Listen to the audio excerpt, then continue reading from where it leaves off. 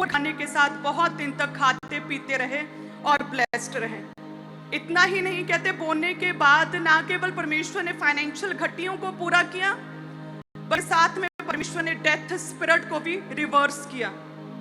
कहते उसका बेटा जो मर गया, जिसे एकदम से सांस आनी बंद हो गई और वो मर गया था, और कहते प्रभु के दास ने, क्योंकि अभी अच्छे से रिश्ते बिल्ड हो गए थे, जब एक विश्वासी अच्छा बीज बोता है, अपना सब कुछ एक तरह से दे देता, अपनी परवाह नहीं करता, तो उसका पास्टर भी उसे देखता है, उसके पास्टर उसका पता होता है कि यस ये एक अच्छा विश्वासी, ये कितना भरोसा रखता है मुझ पर, ये अच्छा स्ट्रांग पिलर है, तो पास्टर को पता होता है। तो देखिए बोने के बाद एक स्ट्रांग रिलेशनशिप विश्वासी के साथ एलिया का बना।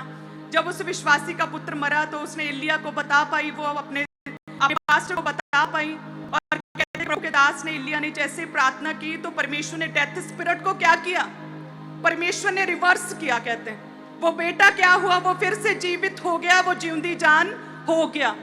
और कहां से स्टोरी कहां से शुरू हुई, बोने से स्टोरी शुरू हुई थी सारपत की विधवा की, कि जब नहीं था तब भी बोया। हालेलुया। सो ऐसे लोगों को, ऐसे स्पिरिट्स को परमेश्वर पसंद करता है कि जब कोई व्यक्ति अपना आप ना देख के कि मेरा हल हो जाए, पहले मेरी चीज़ें सॉल्व हो जाएं, पहले मेरी सारी जो चीज़ें हैं, जो डिमांड, जो रिक्वायरमेंट्स है घर की, वो पूरी हो जाएं, उसके बाद मैं प्रभु राज्य के लिए करूँगा। तो देखिए वो सिर्फ एक विश्वासी रह जाते हैं, थोड़ा थोड़ा वो उनके पास मिलता है, 10% 20%, इस तरह से धीरे धीरे करके फाइनेंशियली परमेश्वर उन्हें बढ़ाता है। लेकिन कई ऐसे भी लोग हैं सारपत की विधवा की तरह, कि जिनके पास जो है वो पास्टर के कहने पर दे देते हैं, चाहे सदुकी फ्री से कुछ भी कहें, कि देखो एलिया इतना सेल्फिश है कि इसने देखो ना विश्वासी के पास थोड़ा सा था एक रोटी, वो भी उससे छीन ली। तो ऐसे बोने वाले जो एक्स्ट्रा ऑर्डिनरी पर्सन्स होते हैं, extra ordinary believers, then extra ordinary miracles को, एक्स्ट्रा ऑर्डिनरी गवाहियों को, टेस्टिमनीज को अपनी ओर अट्रैक्ट करते हैं। वो डेथ स्पिरिट को अपने जीवन में कैंसिल होता हुआ देखते हैं। वो परमेश्वर के स्वर्गीय भंडारों को एक्स्ट्रा ऑर्डिनरी रीति से, ऐसे मिरेकल जो पहले कभी ना किसी ने सुने ना देखे, उन्हें अपने जीवन में पूरा होता हुआ देखते हैं। ऐसे बोने वालों को परमेश्वर ऊंचा करता है, उनके घरानों को परमेश्वर ब्लेस करता है। हालेलुया। ऐसे बोने वाले हमें बनना होगा। हमारी शुरुआत सेम इसी तरह से हुई, प्रभु के दास की इसी तरह से शुरुआत हुई, बोने से। हम बोते हैं, आज भी बहुत बोते हैं। हमें इंडिया में जहाँ कहीं भी पता चलता किसी भी प्रभु के सेवक का जो आत्मा में है, जो जेन्युइन है, वो प्रेयर में रहने वाले परमेश्वर के दास हैं, और अगर उन्हें किसी भी तरह की कोई भी चिंता होती है तो हम उन्हें सीक्रेटली उन तक रीच आउट करते हैं, हमारी टीम को भी नहीं पता होता, और हम मदद और सहायता भेजते हैं। हालेलुया। सो इस तरह से बोना हमारी लाइफ में काम करता है। हम इतने ब्लेस्ड हो गए, लेकिन फिर भी बोना हमारा पहले से बड़ा है, क्योंकि हमने बोने के बाद परमेश्वर की बड़ी आशीषों को अपनी ओर अट्रैक्ट होते हुए देखा।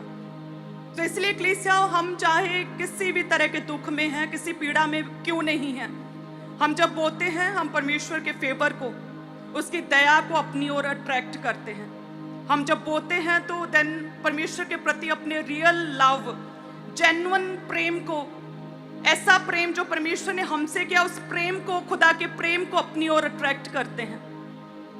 जैसे योनातान ने दाऊद के लिए कैसा प्रेम किया कि अपना राजपाट, अपनी गद्दी, अरबों खरबों की जायदाद उसे सौंप दी, क्योंकि वो परमेश्वर का दास था। कहते ओबदा ने किस तरह से सारे नबियों की जान बचाई थी, क्योंकि उसे पता था कि वो प्रभु के दास हैं और उसने उन्हें बचाया।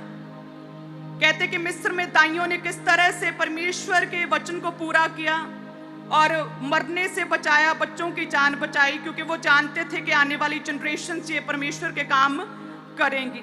हालेलुया। सो जब भी हम प्रभु के कामों को करते हैं, परमेश्वर पे बैक करने वाला परमेश्वर है। उसके राज्य के लिए जब बोते हैं, उसके किंगडम के लिए बोते हैं, तो परमेश्वर पे बैक करता है। मैं जानती हूँ कि आजकल बहुत सी रिबेलियस स्पिरिट्स, सदूकी फरीसियों की आत्माएं, कई तरह की भरमाने वाली आत्माएं सोशल मीडिया पर इधर उधर आपको दिख पड़ती हैं। लेकिन यदि हम फोकस के साथ परमेश्वर के वचन को फॉलो करते रहें, जो बाइबल में परमेश्वर के दासों ने, नबियों ने, बाइबल में दिए गए करेक्टर्स, हीरोज ने जो किया, अगर हम उन्हें फॉलो करें तो मेरा ख्याल है कि वो सारी रिबेलियस स्पिरिट्स, वो सारी सदूकी फरीसी आत्माएं पूरी तरह से फेल होंगी आपके जीवनों से, और आप बड़ी टेस्टमनीज को अपने जीवन में पूरा होता हुआ देखेंगे। हर दुख को, हर पीड़ा को, हर सौरों को, हर रोग को, हर कर्ज को परमेश्वर रिवर्स करेगा प्रभु यीशु मसीह के नाम में। तो आज हम इसी रेमा वचन को बोलते हुए अपने बोने को परमेश्वर के आगे रखेंगे कि प्रभु जो जो भी आपके चैलेंजेस हैं, जो जो भी आपकी प्रॉब्लम्स हैं, उन्हें प्रभु के आगे रखेंगे कि प्रभु रिवर्स कर, मेरी इस मेडिकल रिपोर्ट को रिवर्स कर, प्रभु किडनी फेलियर को रिवर्स कर और हील कर, हार्ट की इस दिक्कत को रिवर्स कर, हील कर, प्रभु बच्चेदानी यूट्रस के इस रोग को रिवर्स कर, हील कर, और मैं कंसीव करूं। सो इस तरह से जो भी आपका केस है उस विषय में आप प्रभु से एक एक लाइन में प्रार्थना करेंगे कि ये रिवर्स करें, और साथ में हम परमेश्वर के राज्य के लिए क्या करेंगे, बोएंगे। हालेलुया। क्योंकि जो कुछ भी आप प्रभु के कामों के लिए करते हैं वो परमेश्वर के घर, उसके राज्य में पूरे का पूरा यूज होता है, आपका बोया गया। और इसीलिए ही बहुत से लोग लगातार ब्लेस्ड होते हैं, बहुत से लोग लगातार नई नई टेस्टमनीज, नई ग्रेस को रिसीव और कंसीव करते हैं। सो इसीलिए हर समय प्रभु में बने रहना है। और जो भी आप सोशल मीडिया आप देखते हैं, मुझे पता है आप फ़ोन पर, हर एक जन फ़ोन पर रहता ही है, क्योंकि सारा काम ही आजकल फ़ोन से होता है। तो फ़ोन पर बहुत सी दुष्ट आत्माएं, सदूकी फरीसियों की आत्माएं, रिबेलियस स्पिरिट्स, विरोध करने वाली आत्माएं, भरमाने वाली आत्माएं वो दिख पड़ती हैं। लेकिन हमें नो कहना है, नो, और उन्हें क्या कर देना है, इग्नोर करना है, इग्नोर करना, नो करना है पाप को, नो करना है व्यभिचार को, नो कहना है रिबेलियस स्पिरिट्स को, नो कहना है कंफ्यूजन, भरमाने वाली आत्माओं को नो कहना है, और फोकस के साथ परमेश्वर के साथ क्या करना है, जुड़े रहना है। अपनी दाखलता के साथ क्या करना है, जुड़े रहना है, ताकि same oxygen, same greenery, same power, same जीवन जो दाखलता में है, आप डालियों में एक एक जन की लाइफ में, सभी परिवारों में वो वास कर सके। हालेलुया। कितने जन तैयार हैं? नो कहने की आदत डालें। कल मैं अपनी डिसाइपल मीटिंग में प्रभु ने मुझे अपनी टीम के लिए ये बात कही थी कि इन्हें बोलो कि नो कहने की आदत डालें। पाप को नो कहना, व्यभिचार को नो कहना है, नो नो।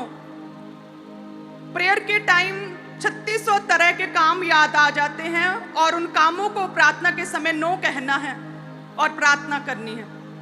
प्रेयर के टाइम फोन उठा लेते हैं और 2.5 घंटे फोन पर लगे रहते हैं, तो इस स्पिरिट को भी क्या कहना है, नो कहना है।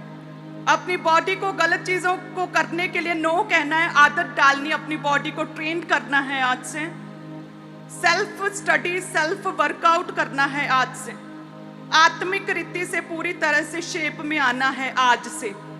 तैयार है व्यभिचार को, हर तरह के शैतानी ट्रैप्स को नो कहने के लिए? देन आप सभी जन ब्लेस्ड हैं। हालेलुया। सो सभी कलीसियां अपने टाइथ और अपनी ऑफरिंग को